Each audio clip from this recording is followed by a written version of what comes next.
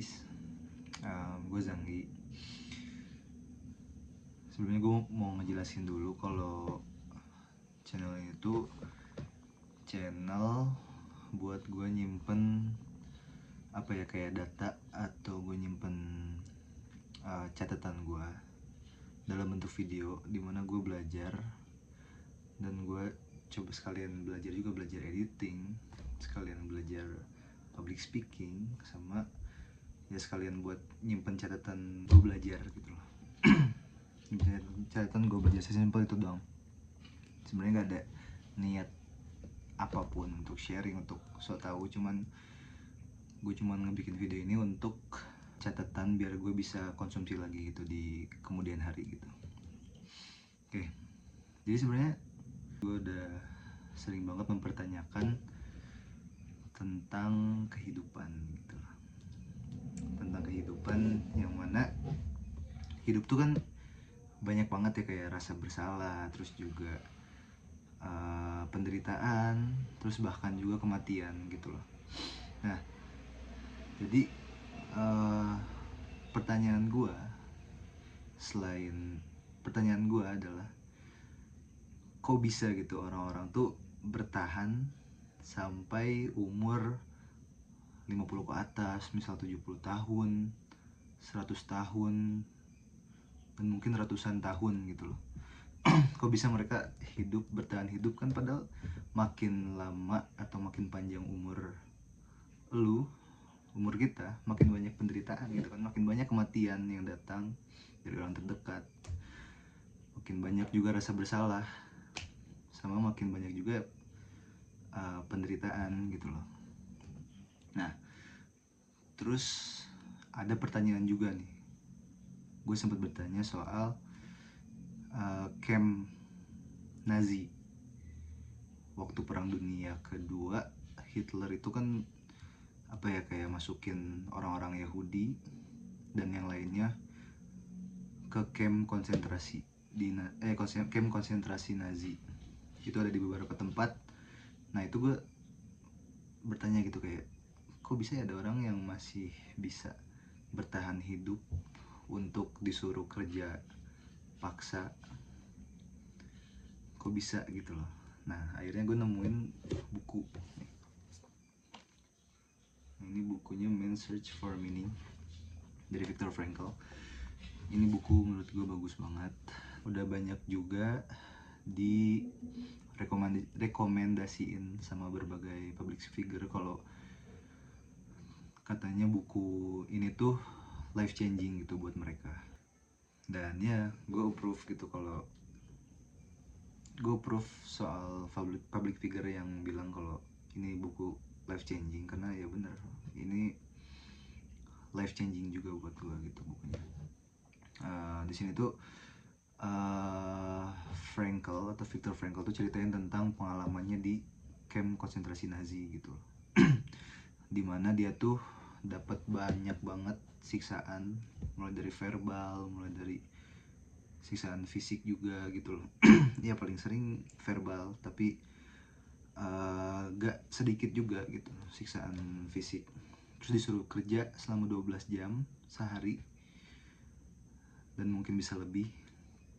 Terus juga makan cuma sekali, yang mana makannya itu cuman satu potong roti, itu juga harus satu potong roti kecil, atau enggak ya mereka dikasih sup yang udah encer gitu loh.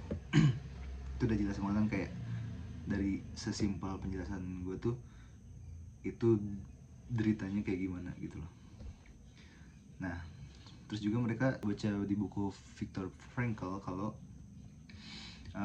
dia itu ada di Auschwitz, di camp konsentrasi Nazi Auschwitz, yang mana di sana tuh dingin banget kan, kayak dingin banget, dan mereka itu tidurnya di tempat yang dingin banget, yang mana mereka jarang banget buat ngerasain kering gitu.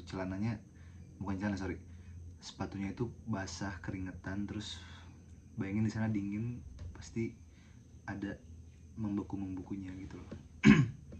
Nah, terus juga ya mereka para tahanan juga mereka sering banget ngelihat orang mati, ngelihat mayat sering banget, sama mereka juga sering banget disiksa. Dan ini disiksanya juga bukan sama penjaga atau tentara Nazinya aja, cuman dari pihak tahanannya juga mereka menyiksa gitu, yang dikenal sebagai capo. Jadi si capo itu dipercaya sama orang-orang Nazi buat ngehukum dan dikasih perilaku istimewa gitu dibanding sama tahanan-tahanan yang lain. Jadi sampai mereka tuh para tahanan tuh ngerasain mati rasa ya, terus hilang yang namanya rasa iba gitu. Mereka hilang rasa iba. Terus ada cerita yang apa ya, kayak mencengangkan banget lah gitu sih ceritanya tuh, soal jadi ada si tahanan itu dia lagi sakit, terus minta atau mengusulkan untuk kerjaannya tuh dikurangi gitu, dikurangi intensitasnya, dikurangi karena dia lagi sakit. Nah, terus pas lagi nunggu approval, dia ngelihat ada anak kecil umur 12 tahun lagi digotongnya itu karena si anak kecilnya itu meninggalnya itu karena dia kedinginan akibat berdiri terlalu lama gitu loh, berdiri dan diam terlalu lama sampai kakinya tuh membeku. Terus juga tahu sih kalau membeku sampai ada kehitam-hitaman gitu loh di kakinya. Dan si tahanan yang lagi sakit ini dia nggak ada rasa iba karena ya itu bentuk pertahanan diri mereka gitu loh, defense mechanism si tahanan ini. Jadinya dia nggak merasain rasa iba gitu, nggak merasakan rasa iba. Terus juga mereka tuh hidup cuman buat mikirin soal makanan gitu. Soal makanan ya udah jelas mereka makan cuma satu kali dalam sehari. Makanannya satu potong roti atau gak sup yang encer, dan mereka cuman bisa mikirin how to survive, gimana caranya gue bisa hidup gitu. Nah, di tengah kondisi kayak gitu juga di situ masih ada hal kecil banget gitu yang bisa ngebuat mereka tuh tetap hidup. Ada yang ingat atau mengenang soal rasa cintanya ke keluarga, terus ada yang mikirin juga buat bisa selesain karya kecilnya nanti pas sudah bebas dari si camp konsentrasi ini. Terus juga bahkan ada yang cuma berhenti ngeliatin langit senja, cuma itu ngeliat langit senja dari pantulan genangan air yang ada di tanah yang udah becek, yang udah berlumpur gitu. Dan mereka bilang kayak, wah ternyata dunia bisa seindah ini gitu, cuman lewat ngelihat pantulan langit senja dari pantulan genangan air yang udah berlumpur gitu. Dari situ gue kayak mikir kayak, wah orang-orang tuh bahkan dalam situasi dan kondisi yang gak manusiawi itu tuh masih menemukan rasa rasa kagum, masih ada rasa kayak, oh gue mungkin bisa hidup untuk ngelihat langit-langit ini lagi gitu. Terakhir tuh Frankl menekankan gitu bahwa meskipun dalam kondisi yang ekstrim ini di kamp konsentrasi Nazi itu atau di kondisi ekstrim manapun, manusia tuh masih memiliki kebebasan spiritual untuk menentukan sikapnya yang dinamakan sama Viktor Frankl tuh the last of human freedoms. Nah, walaupun di camp itu terbatas ya kan, terbatas untuk melakukan sesuatu. Nah, tapi ketika manusia atau mereka itu bisa menentukan sikapnya di kondisi tertentu, itu tuh mengartikan kalau manusia tuh nggak bisa diambil sepenuhnya kebebasannya. Jadi kayak semua bisa diambil dari manusia kecuali kebebasan dia untuk menentukan sikapnya gitu loh. bahkan di kondisi yang ekstrim ya, dan keterbatasannya yang ekstrim. Nah, mereka yang mampu mempertahankan inner life atau kehidupan batin atau spiritual uh, melalui kenangan akan orang tercinta dari atau keindahan alam itu cenderung memiliki resistensi atau ketahanan diri yang tinggi gitu loh. Ada satu kutipan dari Nietzsche di sini aja.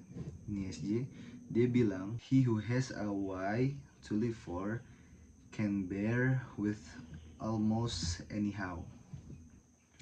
Dimana orang yang memiliki alasan untuk hidup tuh dapat menanggung hampir segala bagaimana gitu loh. Jadi kalau misalnya kita tahu gitu alasan kenapa kita menderita tuh, alasan kita menderita tuh, kita tahu caranya gimana gitu.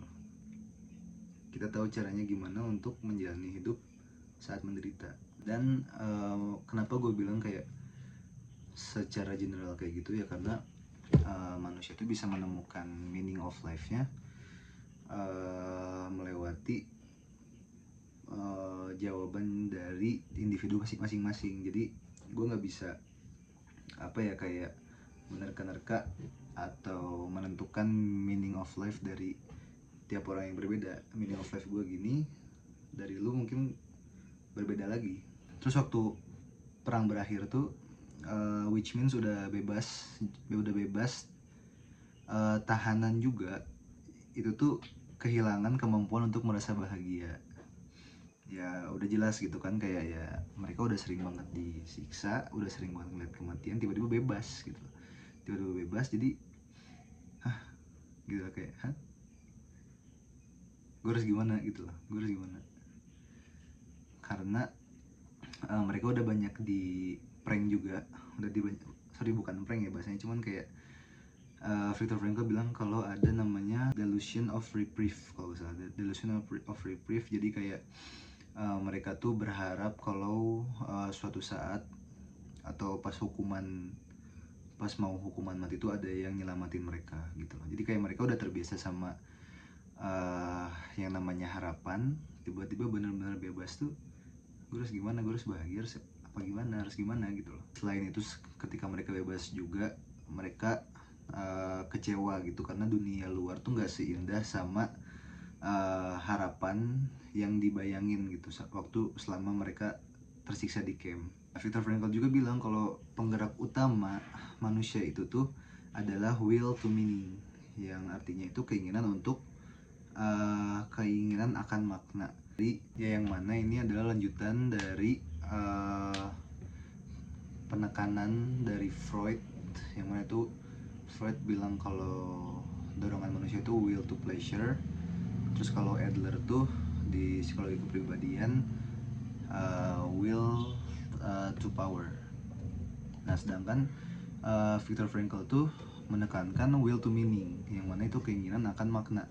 Itu tuh adalah dorongan manusia untuk menentukan tujuan hidup. Jadi kayak makna yang dimaksud itu adalah sesuatu agar kita tetap hidup. Nah ini tuh bisa ditemuin ketika lu menjawab alasan lu dalam menghadapi kondisi diri lu, dan makna itu cuma bisa dijawab sama lu sendiri, dan individu lain tuh punya jawabannya masing-masing. Misal nih, makna gua untuk hidup di kondisi sekarang banget gitu, ya gua untuk hidup tuh ya belajar terus menerus untuk gue bisa banggain orang tua gue. Terus juga gue belajar untuk one day menjadi psikolog yang luar biasa, yang mana gue bisa ngebantu banyak orang gitu loh. Terus juga untuk sesimpel gue bisa lancar untuk belajar sweep picking gitu loh, sweep picking di gitar kalau tahu. Nah jadi gue yakin diantara orang-orang yang nonton ini atau yang ngedengerin monolog dari gue tuh gak bakal mungkin sampai 70% sama gitu kayak makna yang udah gue simpen atau value yang udah gue simpen gitu loh.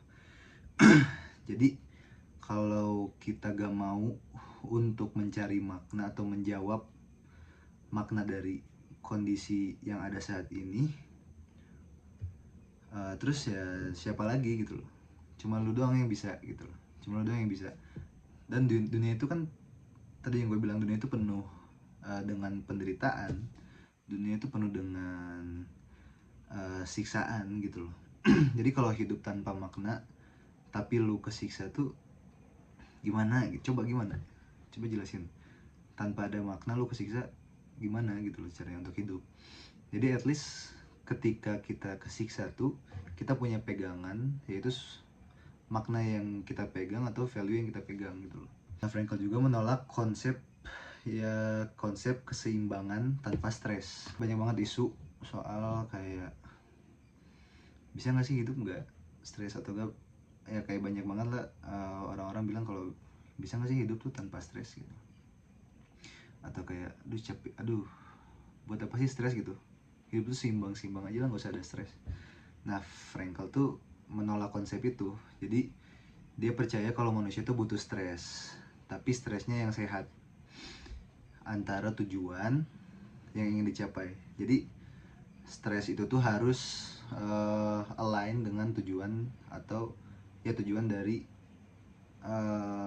jawaban lu atas kondisi ini gitu loh. Nah, terus ada satu teknik menarik dari logoterapi yang Frankl tulis di buku ini, yaitu yang namanya tuh paradoxical intention. Jadi itu digunakan untuk menangani fobia atau anticipatory stress atau anticipatory anxiety.